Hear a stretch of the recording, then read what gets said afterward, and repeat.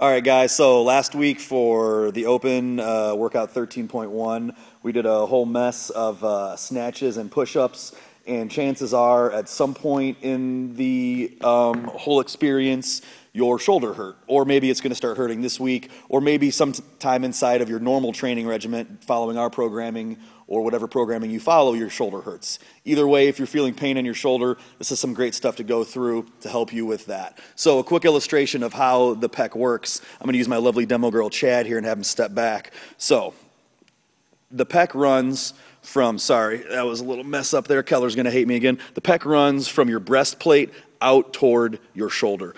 The strands run in this angle. So when Chad takes his hand up over his head and does an overhead squat, he actually just stretched his pec all the way out, okay? So go ahead and stand back up for me. When you're hitting 1,000 snatches, you're hitting 1,000 push-ups, that tissue's gonna get knotted, it's gonna get short, it's gonna get nasty. So the first thing we wanna look for is the pec smash with that lacrosse ball. He's gonna come in, get some good pressure against there, but notice his spinal alignment. He's actually in a pretty good athletic position right there all the way down to the floor. He doesn't look like he's doing a hard back bend and arch or anything sloppy through his midsection. You'll also see him working up and down, in and out, and he's playing with different hand positions. He can go like a push-up from the burpee. He can go handcuff style like we do for the partner chest stretch, working internal rotation. He can go overhead like we would for the overhead squat or receiving a snatch. And he can also work not just the outside of that pec, but all the way down through toward his nipple, toward his ribs, his serratus muscles, and even inside toward the center of his pec more too, okay?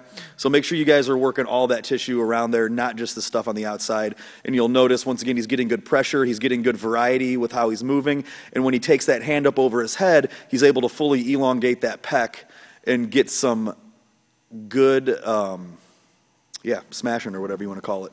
Some good chest love. All right, next one we got. That was our lacrosse ball pec smash. Next one, same thing we're going to do with our traps. So notice once again, good athletic body position. He's getting some force into it by leaning, and then he's going to go through the same arm positions he was doing for the pec and just working to try to find where his nasty stuff is, okay? You can see by how deep that ball is smashed in there, he's getting a lot of pressure. Now you can also see him working his head. I'll come to a different angle so you can show him that again. So he can look out, away, and you can even see right, where's my finger at? Right there, up and down his neck, you can see that stuff start to stretch a little bit too as he's moving. So a lot of times shoulder pain is gonna come from your breastplate and work out, up from your shoulder. It can also come from your neck and your ear and your trap and work down towards your shoulder, okay? That's our second one. That's our lacrosse ball trap smash. Next one we have is our lacrosse ball scap smash, which is just further down the trap. Quick illustration, when Chad sits, the trap right up here, all this meaty stuff, the scap further down, and we're talking about all this tissue that runs right through there. There is more than just the scapula in there, but that's going to be our generic term for it. So he's going to lay on the ground, find a spot that feels awesome. He's going to work on nice belly breaths, and then the same thing, relaxing, nice neutral spine and head position, and from there he's able to work all those different corners. You can also do this with the peanut in your thoracic spine, which is the upper part between your shoulder blades. And actually, I'll have Chad go through a couple of snatches like he's holding a barbell. So you can do that with the peanut too in the middle of your spine and do some snatches like that, and you can really, really work out. So you're able to hit a couple of snatches in one spot, then he's rolling to a different spot, finding a new location, and working the tissue out there. It's not about smashing it, it's about smashing it and then moving through the range of motion and finding where you're restricted, okay? If you're tight in an overhead squat and you're never smashing yourself with your arm in an overhead squat position, you're never going to be getting any better at that position.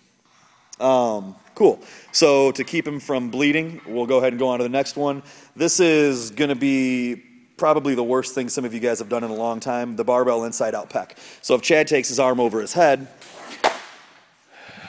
we have our pec that's here, but we also have all this tissue, bad angle, all this tissue right underneath. You'll see where my thumb is. I'm able to press underneath his pec. So he's going to actually use this bar that's taped with a ball on it, and he's going to come from underneath that pec and almost inside his armpit. And then the same thing as before, nice neutral body setup. He can go handcuffs, he can go overhead in the overhead squat snatch receiving position, work different internal external rotation pieces, and just feel where all that's coming from.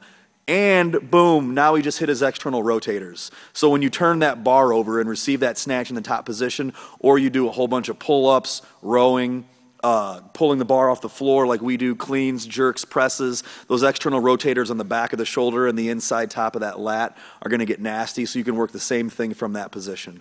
Okay? So once again, our thing fell, but we got our lacrosse ball pec, our lacrosse ball trap, lacrosse ball scap, and barbell inside out pec. So if you see, you won't see the fourth one because we don't have enough equipment for it, but if you see the other three on the board, we're going to put a face with a name today, and you guys will know what that stuff is, all right? So once again, if 13.1 made your shoulders hurt, or if normal everyday training makes your shoulders hurt, and or you don't have great posture, do this stuff regularly. All right, thanks, bye.